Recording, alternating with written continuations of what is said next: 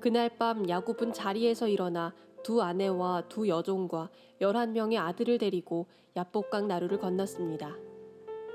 야곱은 자기의 가족 모두와 자기의 모든 재산을 강 건너편으로 보냈습니다. 그리고 자신은 홀로 뒤에 남았습니다. 어떤 사람이 와서 밤새도록 야곱과 씨름을 했습니다. 그 사람은 야곱을 이길 수 없다는 것을 알고 야곱의 엉덩이뼈를 쳐서 엉덩이뼈를 어긋나게 만들었습니다. 그 사람이 야곱에게 말했습니다. 날이 새려고 하니 나를 놓아다오. 하지만 야곱이 말했습니다. 저에게 복을 주시지 않으면 보내드릴 수 없습니다. 그 사람이 야곱에게 말했습니다. 내 이름이 무엇이냐? 야곱이 대답했습니다. 야곱입니다. 그 사람이 말했습니다. 내 이름은 이제부터 야곱이 아니라 이스라엘이다. 내가 하나님과 씨름했고 사람과도 씨름을 해서 이겼기 때문이다. 야곱이 그 사람에게 물었습니다. 당신의 이름을 가르쳐 주십시오. 그러자 그 사람이 말했습니다. 왜 내 이름을 묻느냐? 하며 그 자리에서 야곱에게 복을 주었습니다. 그래서 야곱은 그곳을 브니엘이라고 불렀습니다. 야곱이 말했습니다. 나는 하나님의 얼굴을 보고도 죽지 않고 살았다. 야곱이 그곳을 떠나려 할 때에 해가 떠올랐습니다. 야곱은 엉덩이 때문에 다리를 절뚝거렸습니다. 브니엘에서 나타난 사람이 야곱의 엉덩이뼈를 쳤기 때문에 지금도 이스라엘 사람들은 엉덩이뼈에 붙어있는 큰 힘줄을 먹지 않습니다. 오늘 우리가 묵상하려고 하는 창세기 32장 야복강가의 씨름, 야곱의 씨름에 대한 내용은 이제 그 앞에 있는 부분을 조금 돌아보면서 그 말씀 속으로 들어가면 좀 더 이해가 될 것 같아서 앞에 내용을 좀 설명을 해보겠습니다. 야곱은 어떤 사람인가? 창세기를 보게 되면 대족장이 4명 나오거든요. 아브라함, 이삭, 야곱, 요셉인데 그중에 야곱은 어떤 사람일까? 이렇게 묻는다면 야곱은 한마디로 끝없이 쫓고 또 쫓았던 사람인 것 같아요. 뭘 그렇게 쫓고 쫓았는가? 복을 쫓고 쫓았죠. 잘 살고 싶어서, 축복받는 인생 되고 싶어서 쫓고 또 쫓았던, 그의 이름이 아마 그의 삶을 대변해 주는 것 같습니다. 야곱이라는 이름 자체가 뒤쫓는 자, 또는 다른 사람의 발꿈치를 담는 자, 또는 발을 거는 자, 이런 뜻을 가지고 있으니까 끝없이 복받고 싶어 쫓아다니던 그런 사람을 아주 잘 보여주는 것이 야곱입니다. 이런 야곱의 인생, 이런 야곱의 삶을 대표적으로 나타내는 사건이 하나가, 아버지 이삭이 나이 많이 들어서 사람의 얼굴을 잘 분간하지 못했을 때에 형처럼 하고 들어가서 형을 대신해서 형이 받을 축복을 대신 받는 장면이겠죠. 사실 그 축복을 훔친 겁니다. 절대 좋은 신앙도 아니고 좋은 모습도 아니지요. 이로 말미암아 야단이 났습니다. 형제간은 원수가 되고, 그리고 집안도 야단나고, 결국 야곱은 어머니 리브가의 조언을 따라서 어머니 오빠가 있는 그 라반이었죠. 하란으로 야반 도주하듯이 도망가는 삶이 되어야 했습니다. 그리고 이제 멀리 도망가서 하란에 가서 라반을 만나서 이제 함께 살게 되는데, 이 라반도 또 보통 사람이 아니었습니다. 유유상종이라 그래야 될까요? 다들 그런 사람 만나요. 이 라반도 아주 욕심이 많은 사람이어서 조카가 왔을 때 처음에는 아주 그렇게 받아줍니다만은, 어떻게 하면 그 조카를 이용해서 자기에게 이득이 되게 하기 위해서 온갖 방법을 다 씁니다. 야곱이 자기 딸 중에 라헬을 아주 사랑하는 것을 알아서 나중에는 첫째 딸까지 아내로 주면서 레아도 주고 라헬도 주면서 14년 동안을 한 푼의 품삯도 주지 않고 일꾼으로 부려먹거든요. 14년 뒤에 이제 그만하고 난 돌아가야 되겠습니다. 이러니까 이제 그때 말하기를 품삯을 주겠다 이랬습니다만, 그 뒤에도 온갖 또 방법을 다 씁니다. 어떻게 하든지 적게 주려고 하고 안 주려고 하고, 그러면서 또다시 6년이 지나면서 20년의 세월 동안 그 라반 밑에 있었습니다. 주의 은혜로 말미암아 그럼에도 불구하고 그 6년 동안 야곱이 참 많은 복을 받아서 부자가 됐습니다. 가축도 많아지게 되고 종도 많아지게 되고. 근데 20년째가 돼가니까 이제 야곱이 더 이상 여기 있을 수는 없다, 가려고 하는데 이 장인의 눈빛을 보니까 좋지가 않은 것입니다. 장인은 야곱이 부자가 되면 될수록 축복해 주는 삶이 아니라 저거 다 내 건데 이런 마음을 가진 사람이었거든요. 그래서 결국 그가 또 야밤도주를 합니다. 올 때도 그랬지만 갈 때도 결국 야밤도주 하듯이, 그러니까 아내와 자녀들으로 모든 재산을 이끌고 아버지가 있는 가나안으로 이제 도망을 하는데, 이걸 한 3일 뒤에 라반이 알게 되어서 라반이 친척들을 끌어모아서 추적을 하기 시작합니다. 얼마나 열심히 쫓아갔냐면 성경을 보니까 7일째가 되어서 거의 야곱을 따라잡았다 그랬는데, 어디서 따라잡았냐면 길르앗이라고 하는 산지까지 가서 따라잡았다 그랬거든요. 하란에서 길르앗까지 한 500km 됩니다. 대단한 속도죠. 그러니까 7일 만에 나귀를 타고 500km를 갔다는 이야기니까 매일 70km 이상을 갔다는 이야기잖아요. 뭐 대단한 거예요. 지금같이 도로가 정비될 때가 아니었으니까 굉장한 속도로 진짜 온 힘을 다해서 잡겠다고 지금 쫓아가고 있는 겁니다. 한번 그림을 생각해 보세요. 사위인 야곱은 장인이 내 재산 빼앗으려 한다라고 생각들어서 온 힘을 다해서 도망가고, 자식 데리고 한 10일 정도 간 거죠. 이것도 굉장히 열심히 간 거예요. 하루에 50km를 갔으니까. 장인은 사위가 내 돈 가지고 도망간다, 그거 쫓겠다고 필사적으로 뒤쫓아가고 있으니까 참 인생도 참 험하다, 이게 가족인가 이런 생각이 듭니다. 드디어 이제 이 두 그룹이 만나는 상황이 됐는데, 아주 그냥 쉽지 않은 상황이 펼쳐질 수 있는 상황인데, 하나님께서 다행히 그 전날 밤에 개입을 하십니다. 그리고 라반의 꿈에 나타나셔서 아무 말도 하지 마라, 그가 잘했다 잘못했다 말하지 마라, 이렇게 개입하셔서 결국 장인 라반과 사위 야곱이 화해를 하게 됩니다. 평화 조약을 맺어요. 그런 다음에 돌 기둥을 세우고 서로 약속하게, 이 돌 기둥을 넘어서 서로 침범하지 말고 해치려 하지 말자, 이러면서 서로 각자의 길을 떠나게 되는데, 사실 이렇게 돌 기둥을 가지고 서로 평화 언약을 맺는 것은 전쟁하는 나라들이 하는 거거든요. 그러니까 지금 사위와 장인의 관계가 어떤지 대강 이해가 되시죠. 원수가 거의 된 겁니다. 그리고 실제로 성경을 보게 되면 그 이후로 야곱과 그의 후손들이 하란과 관련된 일에 기록된 것이 없습니다. 완전히 나누어지는 이제 그런 상황이 됐습니다. 어쨌든 야곱 입장에서는 참 힘든 일을 하나 지났으니까 이제 좋은 일만 남아 있어야 되는데, 이제 어떻게 하면 돼요? 고향으로 돌아가면 되지요. 근데 돌아가려고 하는데 다시 야곱의 마음 가운데 큰 걱정이 하나 떠오릅니다. 그게 형 에서에 대한 것이죠. 20년 전에 에서가 동생 야곱을 죽이겠다 그래서 도망간 게 라반 외삼촌 품이었잖아요.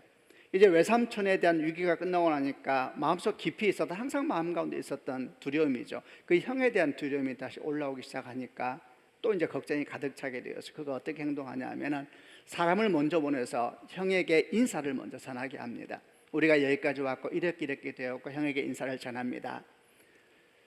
근데 이제 이렇게 사람을 보내서 나중에 사람을 통해서 형에 대한 소식을 듣게 되는데, 그들이 전해주는 소식은 형 에서가 400명을 데리고 나오고 있다는 소식을 듣게 됩니다. 깜짝 놀라요, 야곱이. 왜냐하면 400명은 사람을 환영하는 숫자가 아니거든요. 고대 400명은 군대입니다, 군대. 예를 들면 아브라함이 조카 롯이 북쪽의 전쟁에서 포로로 끌려갔을 때에 쫓아가서 포로를 다시 찾아오는 사건이 나온 적이 있었는데, 그때 318명을 데리고 갔거든요. 그러니까 400명은 군대입니다, 군대. 이거는 사람을 맞이하는 숫자가 아니죠. 그러니까 야곱이 400명을 데리고 온다는 소식을 들었을 때 금방 알았죠. 아, 나 죽이러 오는구나. 말할 수 없는 공포와 두려움이 그를 가득 채우게 되었습니다. 참 힘든 사람이지요. 이 야곱을 보게 되면 야곱이라는 인생이 어떤 인생인가 보면은 참 이렇게 굉장히 무능해요. 무능하고 열등감도 많고 두려움도 많고, 야곱이 그렇습니다. 근데 무능하고 열등감도 많고 이런 사람이면은 좀 조용히 살아야 되는데, 문제는 거기다가 질투심과 시기심이 그렇게 많아요. 진짜 어려운 거예요. 무능한데 질투심이 많아요. 이거 어떻게 해야 돼요? 무능하면 입 다물고 조용히 살든지, 아니면은 질투심 많으면 열심히 살아서 형을 이기든지. 근데 야곱은 사실 그럴 만한 사람이 못 돼요. 이것도 안 되고 저것도 안 되는 거예요. 그러니까 무력하고 무능한데 질투심과 시기심만 많은 사람, 이게 야곱입니다. 여러분, 이런 사람 어떻게 생각하세요? 창세기는 4명의 대족장 나온다 그랬잖아요. 자, 여러분, 이 4명 중에 누가 가장 우리를 닮은 것 같으세요? 아브라함, 이삭, 야곱, 요셉 중에 누가 가장 우리 닮은 것 같으세요? 야곱입니다, 야곱. 참 무력하면서, 정말 그렇잖아요. 무력한데 자존심만 살아 있어가지고 아주 힘든 거예요. 아주 힘들어요. 하나님이 야곱에 대해서 뭐라고 말씀하시냐면 지렁이 같은 야곱아 이렇게 표현을 쓰세요. 지렁이 같은 야곱 한번 생각해 보세요. 지렁이 밟으면 꿈틀거리죠. 그냥 조용히 죽어야 되는데 살겠다 꿈틀거려요. 저는 야곱을 생각할 때마다 참 우리하고 비슷하다. 아니 저하고 참 비슷하다. 그런 생각을 하곤 합니다. 여러분은 4명의 대족장 중에서 누굴 좋아하세요? 아마 제 생각에 야곱 좋아하는 사람 별로 없을걸요. 아브라함 좋아하죠. 이삭 좋아하죠. 요셉 좋아하죠. 야곱은 별로 안 좋아하고 이스라엘 좋아하겠죠 뭐. 여러분 생각해 보세요. 야곱은 딱 우리입니다. 4명의 대족장 가운데서 야곱에 대한 마음을 우리가 놓을 수 없는 것은 야곱 얘기만 나오면 가슴이 시리는 것은 우리예요. 우리 한없이 무력하면서도 자존심은 살아있어서 다른 사람 잘 되면 마음 상해하고 힘들어하고 어떻게 하든지 다른 사람의 문제점을 끌어내려고 하고 짓밟으려고 하는 이런 악한 마음들, 이런 마음들이 야곱에게 있는데 딱 그게 우리가 아닌가 싶습니다. 이 사람 어떻게 해야 돼요? 근데 이런 야곱이 참 문제가 많고 연약한 사람이었는데 결정적인 하나의 무기라 그래야 될까요? 결정적인 무기가 하나 있었습니다. 그게 뭐냐면 이 사람이 하나님을 가진 사람이었습니다. 표현이 좀 어떨지 모르겠는데 이 사람은 하나님을 가진 사람이었습니다. 형 에서처럼 힘과 권세를 가진 사람도 아니었고, 그리고 장인 라반처럼 많은 재산과 친척 무리도 힘입니다. 그 당시에는 많은 재산이나 친척 무리를 가진 사람도 아니었지만 그에게는 하나가 있었습니다.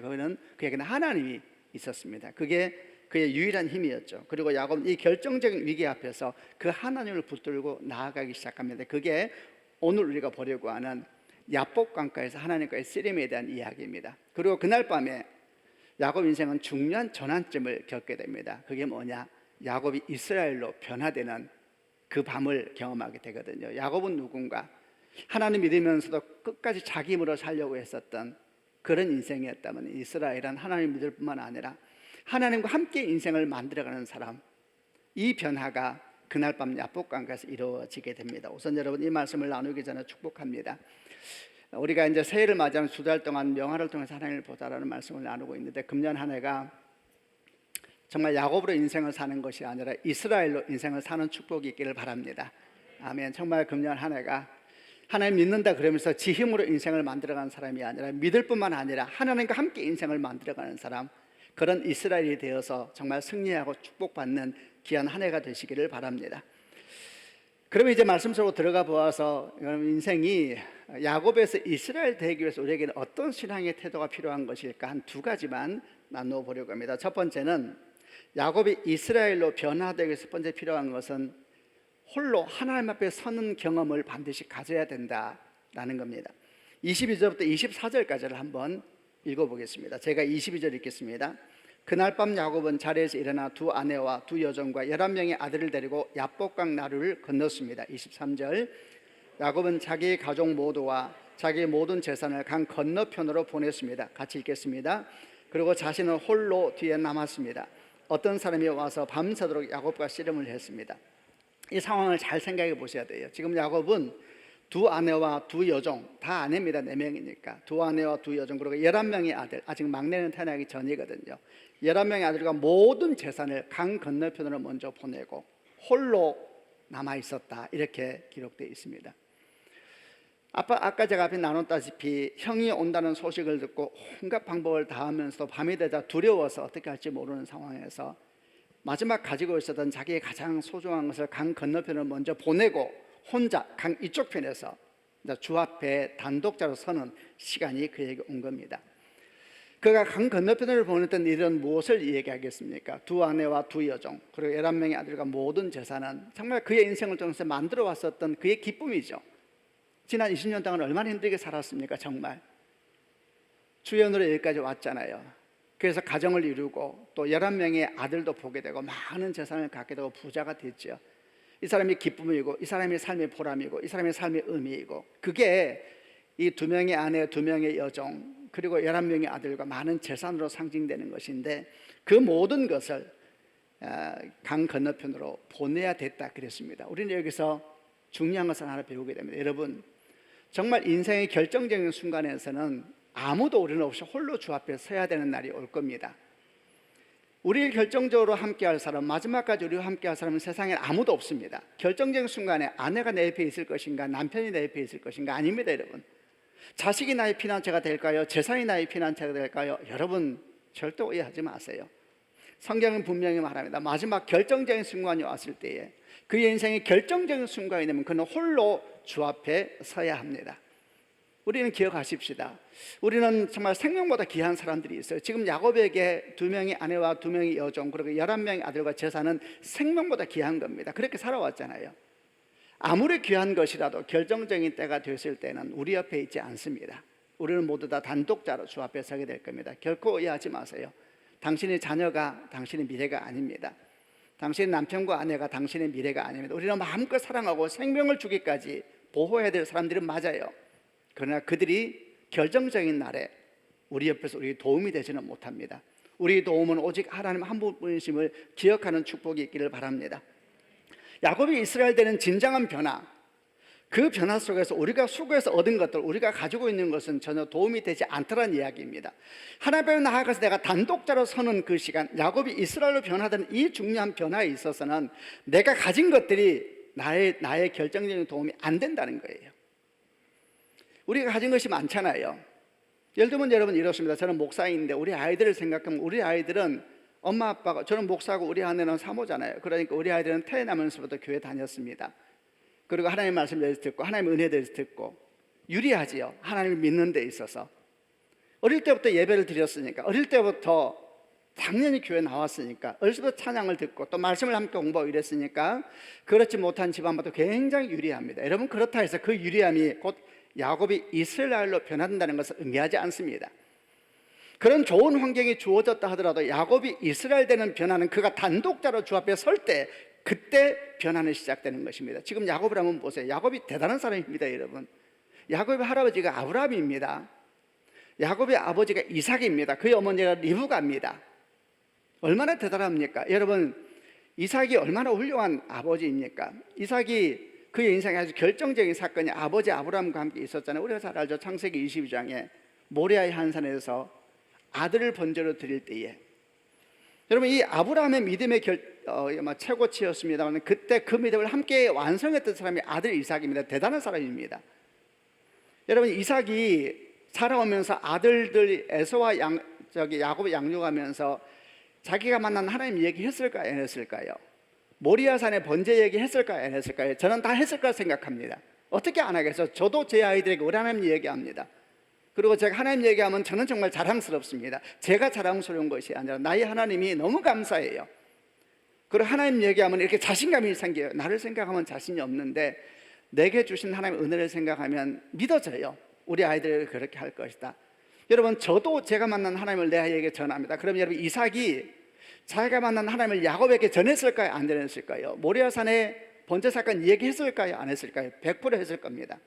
여러분 그런 아버지입니다. 그러나 그 아버지 경험이 그를 이스라엘로 바꾼 경험은 아니었습니다. 그 어머니도 대단합니다. 여러분 어머니 리브가입니다. 리브가 대단한 여자입니다. 창세기 24장을 보게 되면 저는 리브가 생각할 때마다 정말 훌륭한 여자 생각을 많이 하는데, 아브라함이 노종을 보내서 아들 이삭을 위한 배우자를 찾아오라 그러잖아요. 노종이 리브가를 나중에 만나지 않습니까? 라반의 집에 가서. 리브가는 노종의 얘기를 듣고 하란에서 약속의 땅으로 걸어온 여자입니다. 이게 대단한 거잖아요. 아브라함은 하나님의 음성 듣고 왔습니다. 리브가는 노종의 음성 듣고 왔습니다. 여러분 누가 대단해요? 여자들이 무섭다니까요. 굉장히 대단해요, 여러분. 아브라함도 대단하지만 리브가 진짜 대단한 여인입니다. 자, 여러분 이 리브가가 야곱 되게 사랑했습니다. 야곱에게 하나님 얘기했을까 안 했을까요? 했죠. 목숨보다 사랑하는 아이인데 했겠죠. 하나님 은혜 얘기했겠죠. 얼마나 놀라운 하나님의 스토리입니까? 다 얘기했겠죠. 그러나 여러분 엄마가 전한 그 믿음이 그를 야곱에서 이스라엘로 바꿔주지를 못했습니다. 그것은 그가 단독자로 하나님 앞에 서는 경험이 있어야만이 그의 것이 되거든요. 여러분 이 경험이 없으면 결코 야곱은 이스라엘로 변화되지 않는 것입니다. 여러분 야곱이 이를 위하여 단독자로 주 앞에 서기 위해서 자기가 목숨처럼 사랑했던 모든 것을 강 건너편으로 보냈다 그랬습니다. 강 건너편이라 그랬습니다. 강 건너편은 무슨 뜻이겠습니까? 여러분 강 건너편은 무슨 뜻이겠습니까? 이거 무슨 뜻인가 알려면은 사랑하는 아내 그리고 정말 자식들 모든 재산을 강 건너편으로 보낼 때 야곱의 마음이 어떠했는지를 물어보면 됩니다. 여러분 야곱 마음이 어땠을까요? 그거 얻으려고 지금까지 그렇게 살아왔는데 그 모든 걸 강 건너편으로 올 때 그의 마음에는 아마 절대 절망, 자기를 향하여 내가 전적으로 무력하구나, 내가 내 아이 보호하고 내가 내 아내 보호하고 내가 내 재산을 일구는지 알았어요. 그런데 강 건너편으로 보내야 됐을 때 그는 알았을 것입니다. 내 게 아니었구나, 내 거냐라는 내 거 아니었구나, 내가 목숨처럼 사랑하지만 내 건 아니었구나. 강 건너편으로 보냈을 때 그는 뭘 고백하는 것이냐면 자기의 절대 연약함을 하나님께 고백하는 것과 똑같은 거거든요. 여러분 강 건너편으로 보내야지 주 앞에 홀로 서는 시간을 맞게 되는 것입니다. 자기 것이 아무것도 없다는 걸 경험하게 될 때에 내가 참 많은 것을 가진 것 같고 내가 대단한 것 같아도 사실은 내가 아무것도 아니었구나 라는 사실을 경험하는 그 경험이 없이는 하나님 앞에 홀로 서는 시간을 가질 수가 없습니다. 성경은 다 그렇습니다. 모세를 아시지요?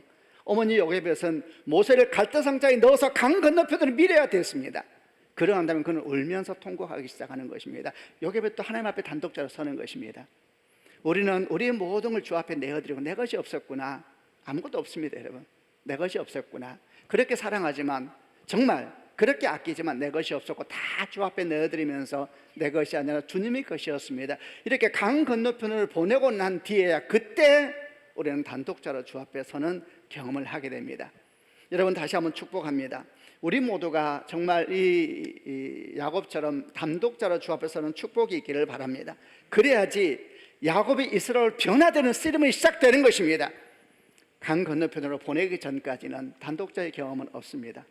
근데 여러분 생각해 보세요. 보통 이런 경험이 언제 시작되냐면 고난 때 옵니다. 고난 때. 고난 때 와요. 고난을 좋아하는 사람은 아무도 없지만은 그러나 그리스도 안에서 고난은 새로운 축복의 통로인 줄로 믿습니다. 얼마나 놀랍습니까 여러분. 어느 인생도 강 건너로 보내고 싶지 않아요. 다 끌어안고 있어요. 그러나 그리스도 안에 있는 사람들은 강 건너편으로 보낼 줄 압니다. 그리고 하나님 앞에 서서 하나님과 씨름을 시작하는 것이죠.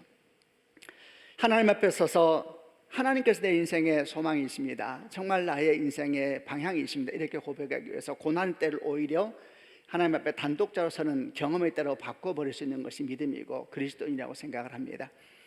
여러분 저는 금년 한 해가 여러분 모두 주 앞에 단독자로 서는 축복이 있기를 바랍니다. 그런데 문제는 이게 고난을 통해서 온다 그랬잖아요. 여러분 제가 목사잖아요. 교회 목회자로 일을 하면서 여러분 저는 우리 성도들이 금년 한 해 아무 일 없었으면 좋겠어요. 다 건강하면 좋겠고 다 사업도 잘 되면 좋겠고 다 관계도 좋았으면 좋겠고 기도하는 거 다 응답되면 다 좋겠습니다. 그런 축복이 있기를 바랍니다. 그러나 여러분 어떻게 인생이 그렇습니까? 하나님께 그렇게 세상을 안 받으시잖아요.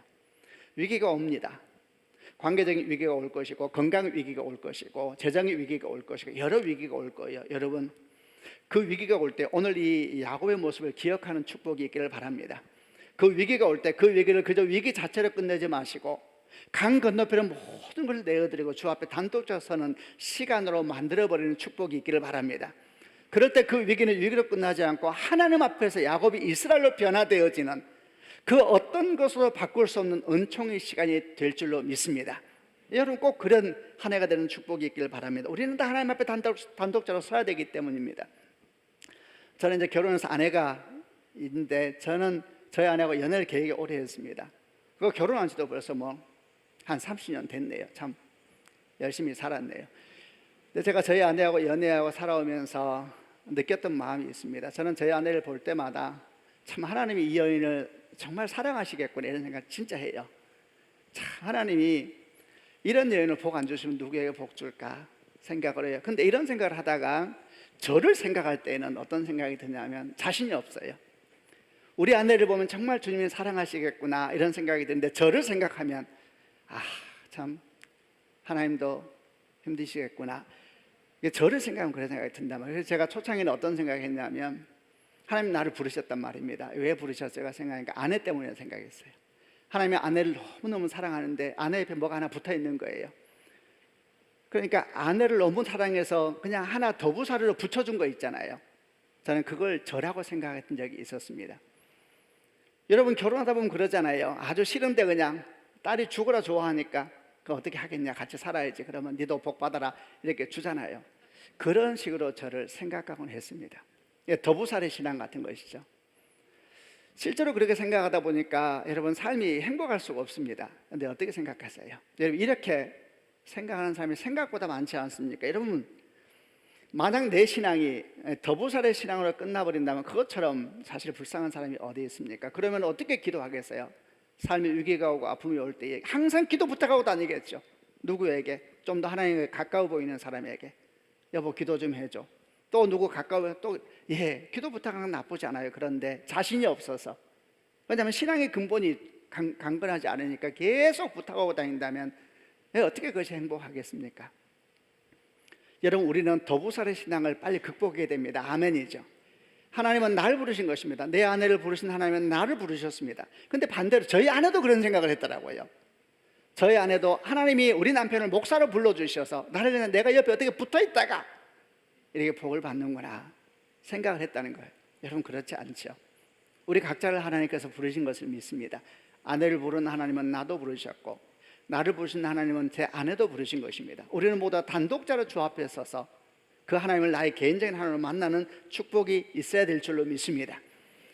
교회 생활도 마찬가지입니다. 제가 이런 목사잖아요. 지금 설교하고 있습니다. 설교만이 아니라 금년 한 해 동안 TV에서도 하고 말씀을 함께 나누겠죠. 우리는 말씀을 함께 배우게 될 거예요. 그러면 거기서 끝나면 안 됩니다. 배우는 신앙으로 멈추면 안 되고 여러분이 하나님 앞에 단독자로 서야 되는 것입니다. 전에 듣는 신앙은 항상 한계가 있습니다. 창세기 3장을 아시지요? 창세기 3장에 최초 인류의 범죄에 대한 얘기가 나오는데 그럴 때마다 묵상하는 질문이 하나 있습니다. 왜 뱀은 아담이 아니라 하와를 먼저 유혹했을까? 이럴 때 거기에 대해서 많은 얘기를 해요. 근데 보통 그럴 때마다 한 가지 꼭 나오는 말이 있습니다. 그 이야기는 이런 것입니다. 아담은 하나님께 직접 말씀을 들었고 하와는 아담을 통해 전해드렸기 때문에 그런 것이 아닐까? 이 묵상이 옳은가 그른가를 떠나서 이 묵상이 가르쳐주는 메시지는 있습니다. 그것은 전해들은 신앙은 위기에 약하다는 것입니다. 여러분 전해들은 신앙은 유혹에 약합니다. 전해든 데서 끝나지 말고 직접 주의 음성을 듣고 직접 주 앞에 서는 그런 축복이 있기를 바랍니다. 꼭 그래야 합니다. 자녀들도 똑같습니다. 자녀들 여러분 다 자녀 있으시죠? 여러분 자녀들 똑같아요. 자녀들도 똑같아요. 부모에게서 하나님에 대해서 전해드릴 수 있죠. 저희 아이도 그래요. 그러나 거기서 끝나면 안 됩니다. 그가 주 앞에 단독자로 설 수 있도록 하나님의 음성을 그가 들을 수 있도록 우리가 돕고 또 도와야 되는 줄로 믿습니다. 근데 앞에 말했잖아요. 그런 경험은 보통 언제 오냐? 고난을 통해서 온다고요. 만약 우리가 이 사실을 알 수 있다면 우리 자녀가 위기에 처했을 때, 우리 자녀가 어려움에 처했을 때 우리는 좀 더 담대해질 것입니다. 우리는 그때 하나님께서 우리 아이를 개인적으로 만나기를 원하시나 보다 이런 마음을 가지고 그 시간을 볼 수 있다면 기도는 담대해지게 될 것이고 믿음도 담대해지지 않겠습니까? 여러분 그런 은혜와 축복이 있길 다시 한번 주님의 이름으로 축원합니다. 야곱이 이스라엘에게 필요한 것이 뭐냐? 첫 번째는 단독자로 주 앞에 서야 할 것이며 그를 위해서 우리의 모든 것을 강 건너편으로 보내고 홀로 벌거벗은 모습으로 주 앞에 서는 시간을 가져야 된다라는 교훈입니다. 이제 두 번째 야곱이 이스라엘에게 필요한 것은 뭔가? 그것은 엉덩이 뼈가 깨어지는 경험이 우리에게 있어야 된다라는 것입니다. 24절부터 26절을 한번 읽어보겠습니다. 제가 24절 읽겠습니다. 그리고 자신은 홀로 뒤에 남았습니다. 어떤 사람이 와서 밤새도록 야곱과 씨름을 했습니다. 25절 그 사람은 야곱을 이길 수 없다는 것을 알고 야곱의 엉덩이뼈를 쳐서 엉덩이뼈를 어긋나게 만들었습니다. 계속 읽겠습니다. 그 사람이 야곱에게 말했습니다. 날이 새려고 하니 나를 놓아다오. 하지만 야곱이 말했습니다. 저에게 복을 주시지 않으면 보내드릴 수 없습니다. 참 많은 생각을 하게 하는 그림이에요. 여러분 야곱이 지금 밤새도록 하나님과 씨름합니다. 좀 더 직설적으로 말하자면 밤새도록 하나님과 싸우고 있습니다. 자, 이 모습을 한번 잘 생각해 보시길 바랍니다. 이 모습이 야곱의 평생의 모습을 아주 대표적으로 보여주는 한 장면입니다. 야곱이 이렇게 살았습니다. 그래 항상 싸웠습니다. 태중에서부터 그랬습니다. 형하고 싸웠죠. 먼저 나가겠다고. 형이 먼저 나가니까 발꿈치를 잡으면서까지 싸웠던 사람이 야곱이었습니다. 태어나서는 또 형하고 또 싸웠죠. 장자권을 뺏겠다고, 자기가 축복받겠다고 또 싸웠습니다. 그것 때문에 하라는도 쫓겨가야 돼서 야반도주 했었죠. 거기서 또 외삼촌이 나중에 장인 되었던 라반하고 또 싸웁니다. 그리고 20년을 도망쳤죠. 이제 야복강에 섰습니다. 이제 누구하고 싸웁니까? 하나님하고 싸웁니다. 그는 평생 그렇게 살았습니다. 이 사람에게 인생은 뭔가? 싸워서 이겨내는 것이 인생이었습니다. 항상 야곱은 그랬습니다. 평생 그렇게 살아왔습니다. 그의 이름 그대로 항상 싸우고, 인생은 정치하는 것이다. 인생은 싸워 이겨야 된다. 모두가 다 경쟁자이고 내가 이기지 않으면 내가 지게 될 것이다. 이런 논리. 여러분, 이 사람이 야곱입니다. 자, 이런 야곱에게 하나님은 어떤 분이셨을까? 이런 야곱이라면 하나님에 대해서는 어떻게 느꼈을까? 야곱이 똑같습니다. 다 자기 가치관이 하나님을 보는 가치관이거든요. 하나님은 누군가? 싸워서 이겨야 될 분이죠. 싸워서 뭔가를 얻어내야 될 분. 어쩌면 야곱에게 하나님은 그런 분이셨을 것입니다. 보세요. 야곱에게 기도는 뭔가? 하나님과의 싸움입니다. 야곱에게 신앙은 뭔가? 하나님과의 싸움입니다. 그래서 뭔가를 얻어내는 것이죠. 여러분, 이 말을 잘 들어보세요. 이게 말이 되는 이야기입니까? 기도가 하나님과의 싸움입니까? 이런 야곱을 보면서 기도라는 건 하나님과 싸움이구나, 하나님을 이겨야 되는 것이구나, 그리고 그럴 때 기도 응답이 오는 것이구나, 이런 생각한다면 정말 잘못 배우고 있는 것입니다. 그런데 많은 사람이 실제로 신앙을 그렇게 여기는 것 같습니다. 그들에게 기도는 일종의 전투입니다. 그리고 이겨야 될 대상은 하나님이세요. 생각해 보세요. 여러분, 이게 말이 되는 이야기입니까? 우리 대적이 하나님입니까? 우리가 싸울 대상이 하나님이 있습니까? 하나님과 싸워서 뭔가를 얻어내야 됩니까?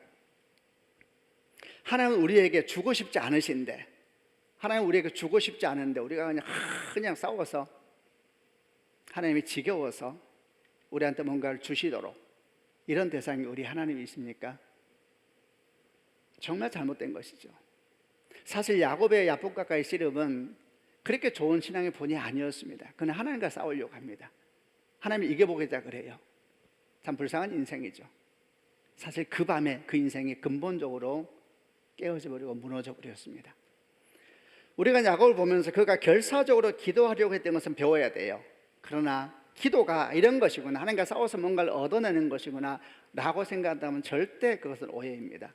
바로 그걸 그 밤에 주께서 깨신 거거든요. 하나님은 처음부터 야곱에게 복을 주기로 작정한 분이십니다. 처음부터 그랬습니다. 아니, 그가 태어나기 전부터 그랬습니다. 불공평했습니다. 아시잖아요. 태중에서부터 두 민족이 싸운다 그랬습니다. 하나님 말씀하셨잖아요.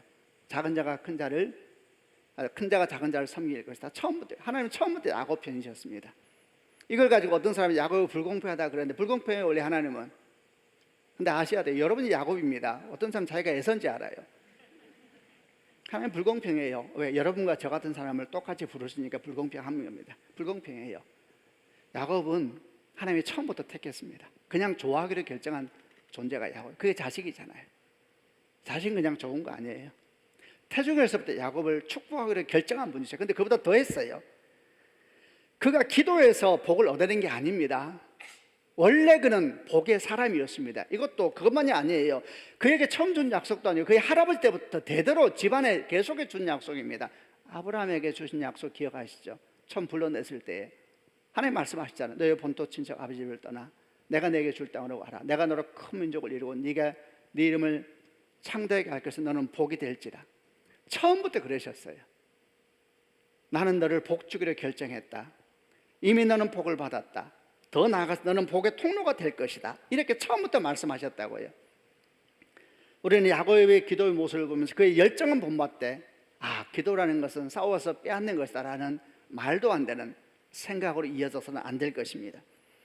그런데 이런 야곱에게도 우리가 배울 신앙의 좋은 본이 하나 있어요. 좋은 본, 그게 뭐냐 하면 인생의 위기가 올 때 그 위기를 해결할 유일한 분은 사람이 아니라 하나님이시다 라는 것을 야곱이 알았다는 거예요. 이건 놀라운 거예요. 야곱이 한 가지 중요한 신앙의 본을 보여준다. 그건 뭐냐? 인생이 정말 한계에 이르렀을 때 우리를 도울 분은 사람이 아니라는 것입니다. 그래서 강 너머로 다 보냈잖아요. 여러분, 사람이 우리 도움이 안 됩니다. 아멘. 사람은 우리가 사랑할 존재이죠. 그들 사랑하고 그리고 상처받는 존재예요. 하나님만 우리 피난처이십니다. 하나님만 우리 도움이십니다. 이걸 야곱이 알았어요. 언제부터 알았을까요? 저는 이렇게 생각해요. 언제 알았을까? 아마도 20년 전에 형 에서를 피해서 하란으로 도망갈 때, 그때 이 하나님 경험이 시작되지 않았을까? 기억하시지요? 20년 전에 하란으로 도망갈 때 그는 들판에서 돌베개 베고 잠들었었습니다. 근데 꿈속에서 사닥다리 환상이 보입니다. 천사들이 사닥다리로 왔다 갔다 하는 십자가 환상이거든요. 그리고 갑자기 주의 음성이 꿈속에서 야곱에게 들려왔습니다. 내가 너와 함께 있어 네가 어디로 간지 너를 지키며 너를 이끌어 이 땅으로 돌아오게 할 것이다. 나는 네게 허락한 것을 다 이루기까지 너를 떠나지 않을 것이다. 이게 하나님의 약속이었어요.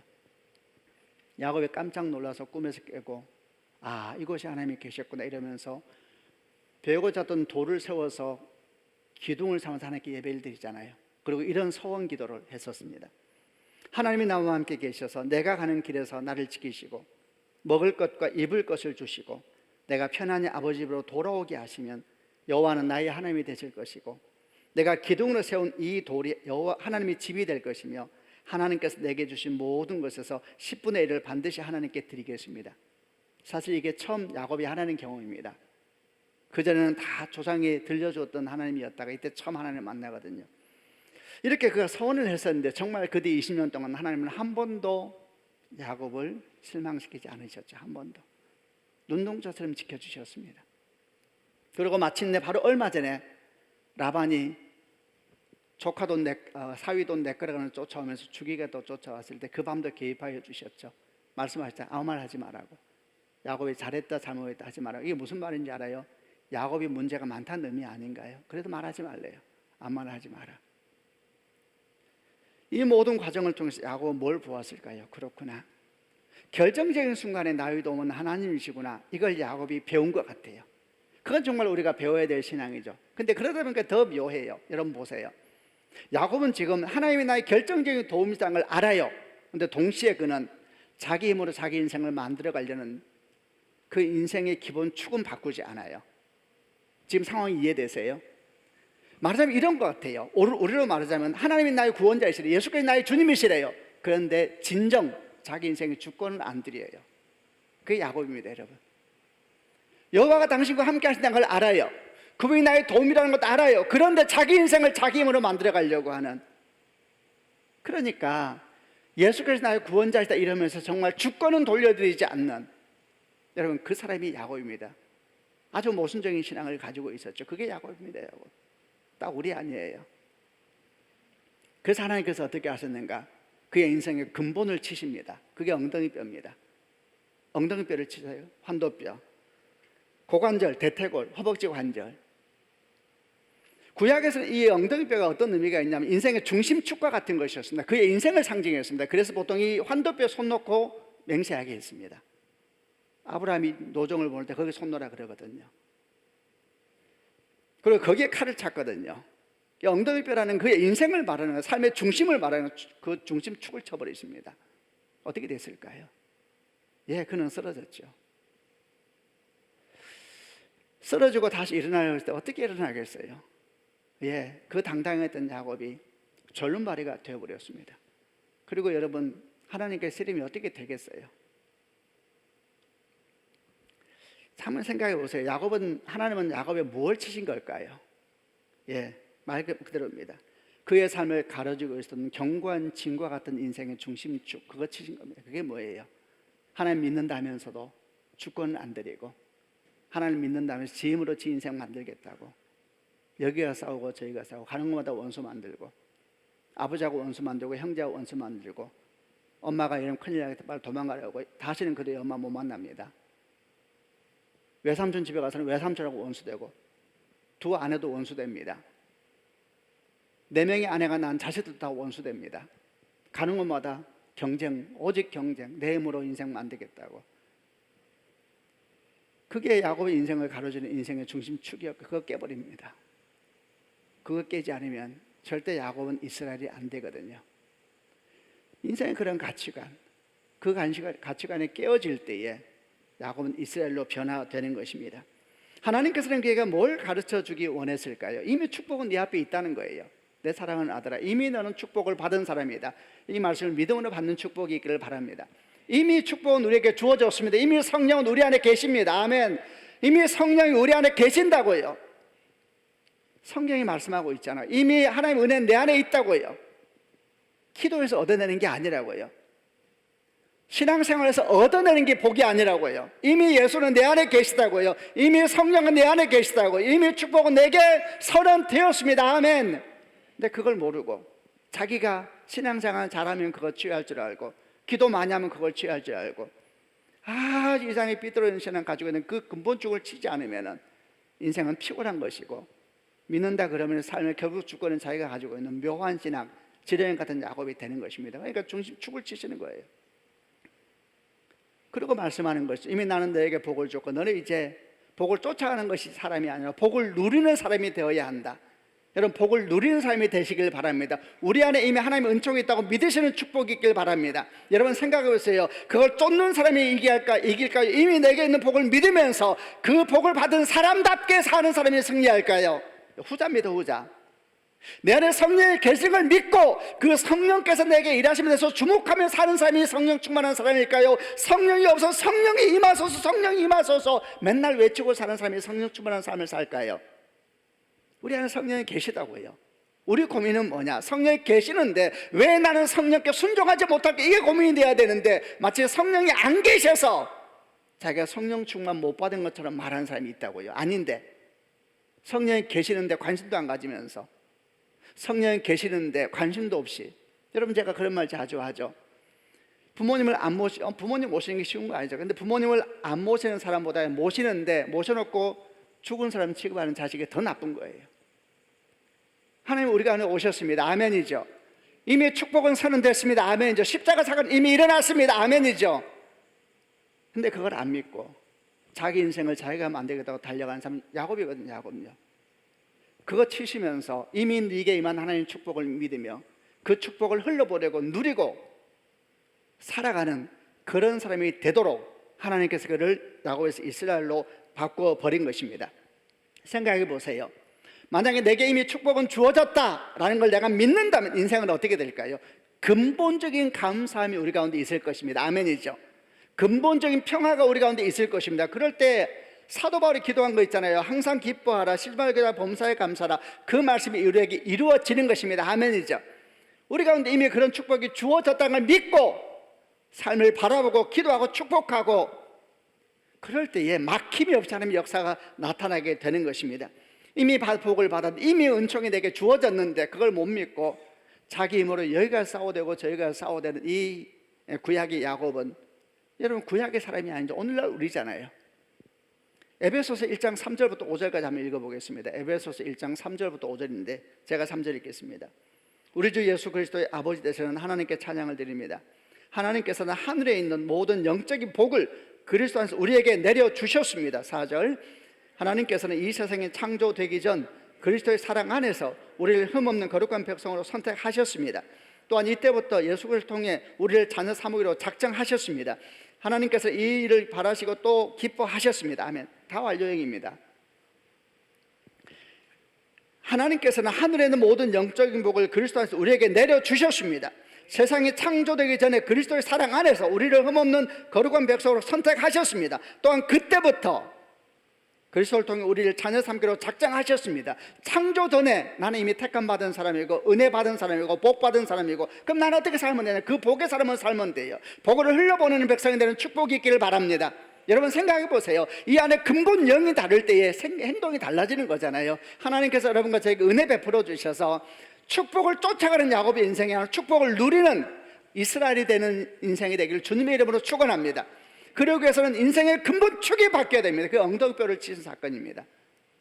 더 이상 네 힘으로 사는 것이 아니라 하나님과 함께 인생을 만들어가는 사람. 이름을 바꿔버리세요. 야곱이 무슨 뜻입니까? 다른 사람 발 걸고 사는 사람, 사람하고 경쟁하면서 인생을 만들어가는 사람. 이스라엘 무슨 뜻입니까? 하나님과 씨름하면서 인생을 만들어가는 사람. 완전히 다르죠. 축이 바뀌어버렸잖아요. 이름을 바꿔버리세요.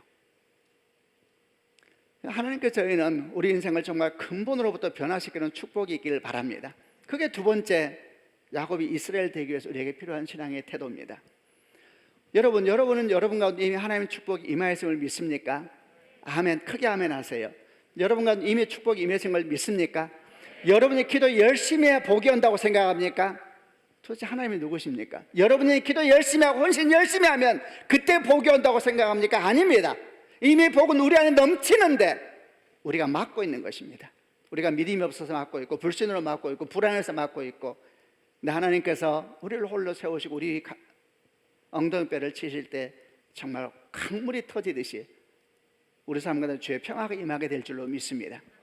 성경을 보니까 재밌습니다. 그 엉덩이뼈가 부러지고 졸름벌이가 됐습니다. 그래서 성경에 뭐라고 하는지 아세요? 아침 해가 떠오르고 있었습니다. 대단히 상징적이죠. 생각해 보세요. 그리고 그 아침에 그가 온몸으로 맞이하면서 그가 형 에서를 향해서 걸어갑니다.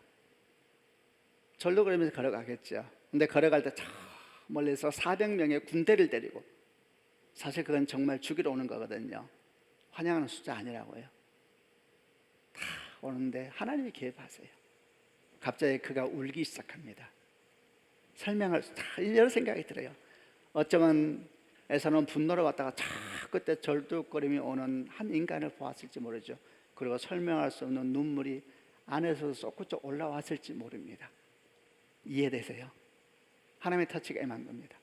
그리고 그가 낙타에서 뛰어내리죠. 울면서 가서 동생을 끌어안습니다. 막 울어요. 그러자 이스라엘이 이런 말을 합니다. 형님의 얼굴을 배우니 하나님의 얼굴을 뵙는 것 같습니다. 야,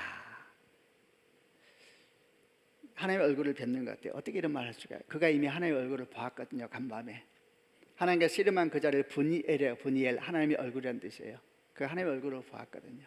그 안에 하나님의 얼굴이 있는 거예요. 그러자 그 두려웠던 얼굴 속에서 하나님이 보이는 거예요. 여러분, 이런 축복이 있는 2023년이 되기를 바랍니다. 우리가 두려워하는 자리 있죠. 여러분 염려하는 자리 있죠. 그 자리에서 하나님을 만나는 축복이 있기를 바랍니다. 여러분이 생각만 해도 잠이 안 오는 그 자리가 하나님의 눈물이 터지고 하나님의 회복이 터지는 그런 자리가 되기를 바랍니다. 야곱을 기억하십시오. 야곱을. 그리고 이 야곱이 이스라엘이 되었던 삶을 기억하십시오. 그리고 기도하십시오. 하나님 아버지, 제가 야곱인데, 믿는다 하면서 여전히 내 힘으로 인생을 만들어가는 제가 야곱인데 이스라엘 되고 싶습니다. 믿을 뿐만 아니라 하나님과 함께 인생을 만들어가는 사람, 이스라엘 되고 싶습니다. 하나님, 제 인생의 중심축을 바꾸어 주옵소서.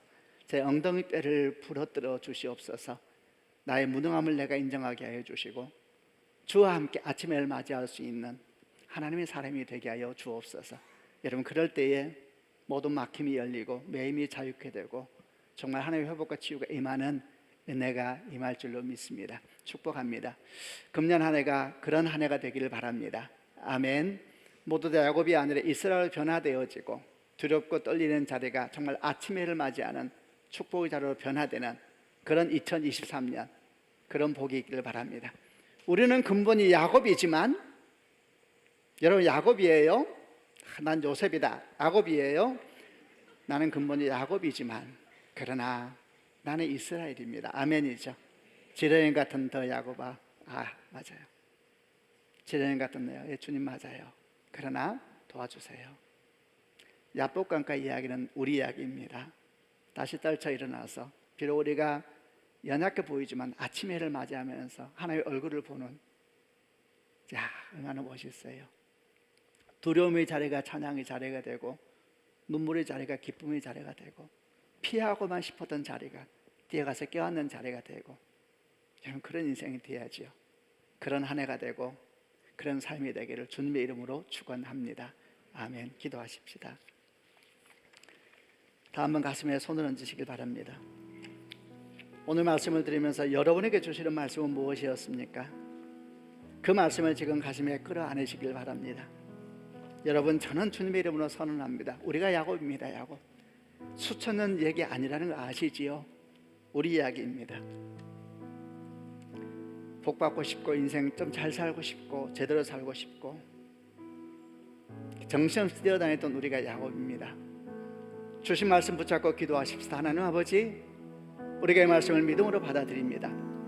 이 말씀이 하나님의 능력의 말씀이오니 구하고 소망하기는 이 말씀이 우리 심령 가운데 깊이 심겨지게 하여 주시고 마침내 뿌리를 내리고 하나님이 열매를 맺을 수 있는 생명의 사건이 되게 하여 주옵소서. 이 말씀이 그저 스쳐 지나가는 말씀이 되지 않게 하여 주시고 생명의 사건을 내 인생에 뿌리내리는 그런 말씀이 되게 하여 주옵소서. 주신 말씀 붙잡고 함께 통성으로 하나님께 기도하겠습니다.